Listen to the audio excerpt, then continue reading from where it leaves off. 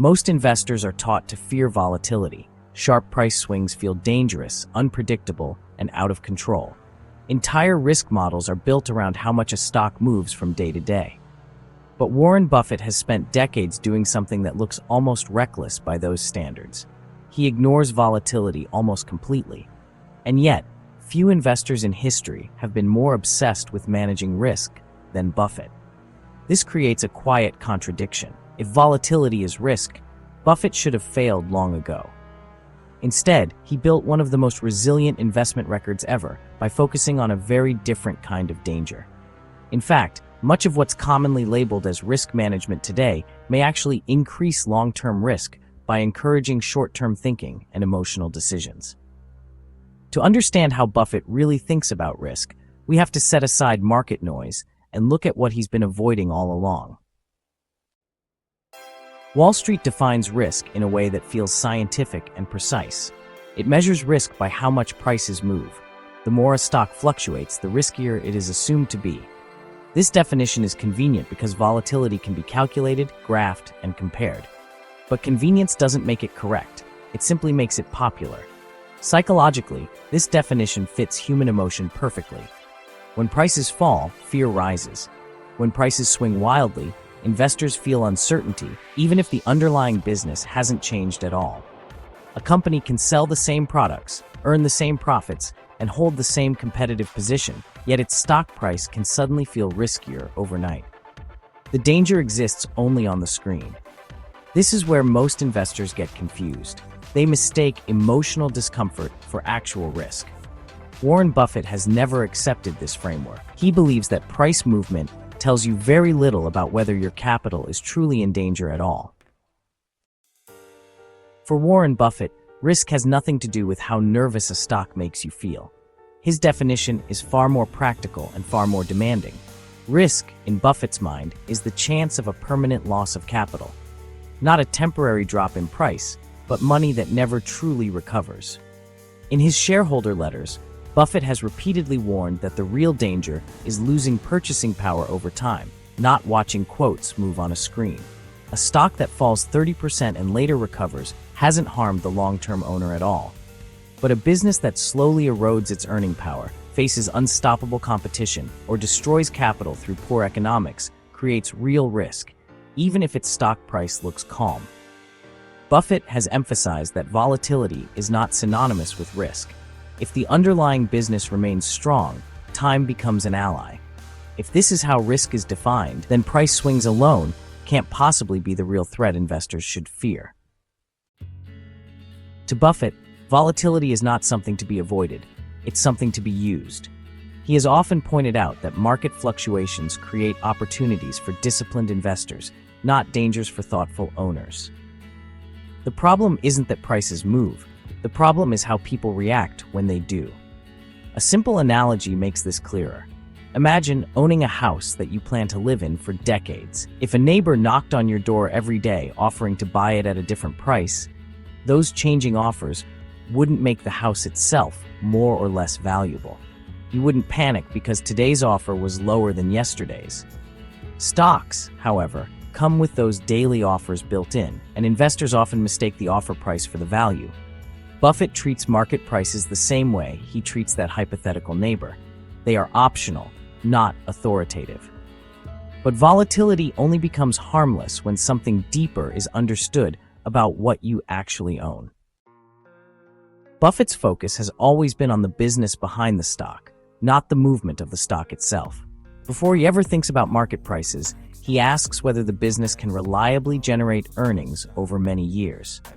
Durability matters. A company with predictable cash flows, a strong competitive advantage, and products people continue to buy year after year carries far less real risk than one chasing growth in unstable markets. This is why Buffett is comfortable holding businesses that appear boring. Their economics are clear. Their advantages are hard to disrupt. In contrast, a weak business can feel safe simply because its stock price doesn't move much. But stability in price doesn't protect against shrinking margins, fading demand, or aggressive competition. Those threats destroy value quietly. By putting business risk ahead of market risk, Buffett flips conventional thinking on its head. This shift moves attention away from charts and headlines and toward fundamentals that actually determine long-term outcomes. One of Buffett's most overlooked risk filters is understanding. He has consistently avoided businesses he can't clearly explain, no matter how exciting the potential returns appear. This isn't a lack of ambition. It's an acknowledgement that complexity itself creates risk. When you don't understand how a business truly makes money, you can't accurately judge when something has gone wrong. Many investors fall into a psychological trap here. They associate complexity with intelligence and simplicity with weakness. Complex financial models, technical jargon, and futuristic narratives can feel sophisticated, even when the underlying economics are fragile. Buffett rejects this entirely. He prefers businesses whose success depends on straightforward drivers, not perfect forecasts. When investors don't fully understand what they own, they rely on price movement to guide decisions. That dependence turns volatility into fear. True understanding removes that uncertainty. And when uncertainty fades, much of what people label as risk fades with it. Time plays a very different role in Buffett's approach to risk. He doesn't believe time automatically makes every investment safer. Time only reduces risk when the underlying business is strong enough to endure it.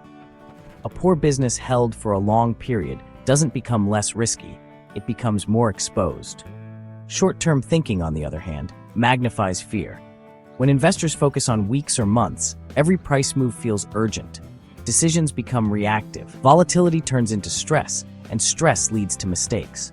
Buffett avoids this by aligning his time horizon with the natural rhythm of great businesses, which grow and compound over years, not quarters. His famously long holding periods are often misunderstood as patience for its own sake. In reality, they are a form of risk control.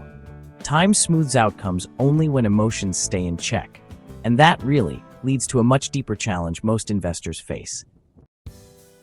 So, Buffett has often suggested that temperament actually matters more than intellect when it comes to investing. Emotional risk, in his view, is really the most dangerous kind because, well, it's self-inflicted. Panic leads investors to sell strong businesses at the worst possible moments. Impatience pushes them to abandon long-term plans for, short-term relief. Overconfidence tempts them into risks they don't fully understand. None of these behaviors come from the market itself. They come from how investors react to it. Volatility doesn't cause permanent loss. Emotional decisions do. When fear forces a sale at a depressed price, a temporary decline becomes a lasting mistake. Buffett's calm, steady temperament has been one of his greatest advantages, allowing him to act when others are frozen or reckless. And this is why he spends so little time predicting markets. Discipline, not foresight, protects capital over decades. And that discipline shapes how he thinks about safety itself. Diversification is often presented as the ultimate form of safety. The idea is simple: own a little of everything so no single mistake can hurt you. Buffett agrees with diversification in principle, but his reasoning is often misunderstood. He has said that diversification is protection against ignorance, not a requirement for those who truly understand what they own. Blind diversification spreads capital across businesses an investor may know very little about. That approach can reduce short-term volatility, but it can also dilute conviction and attention. Buffett prefers a more focused portfolio built around a few high-quality businesses with durable advantages. In those cases, spreading capital too thin can actually increase risk by lowering the impact of good decisions. The famous quote about diversification is often taken to extremes. Buffett isn't arguing for concentration without thought. He's arguing for knowledge before quantity. True safety doesn't come from how many positions you hold. It comes from the quality and understanding behind them. Inflation is, one of the most dangerous risks precisely because it rarely feels urgent. There are no sudden drops or emotional headlines to warn investors. Instead, purchasing power fades quietly over time. Buffett has often pointed out that an investment can appear stable and still be risky if it fails to protect what money can actually buy in the future. This is why he strongly prefers businesses with pricing power. Companies that can raise prices without losing customers are better equipped to preserve real value as costs rise. A business without that ability may report steady numbers, yet slowly fall behind in real terms. The loss doesn't show up all at once, it shows up gradually. From this perspective, long-term risk isn't only about losing money outright. It's about holding assets that quietly lose relevance as prices rise elsewhere. This way of thinking completely reframes what safe assets really are over decades. When all of these ideas come together, Buffett's view of risk becomes remarkably clear. Risk is not volatility. Price movement is simply noise unless it leads to permanent damage. Real risk comes from ignorance, emotional reactions, weak business economics, and decisions driven by short-term thinking. These are the forces that quietly erode capital over time.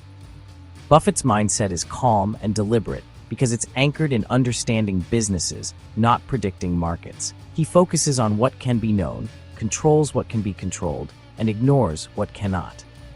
This approach removes much of the fear that dominates investing for most people. In the end, successful long-term investing isn't about avoiding movement or uncertainty. It's about avoiding mistakes that turn temporary discomfort into lasting loss. And that shift in perspective changes everything.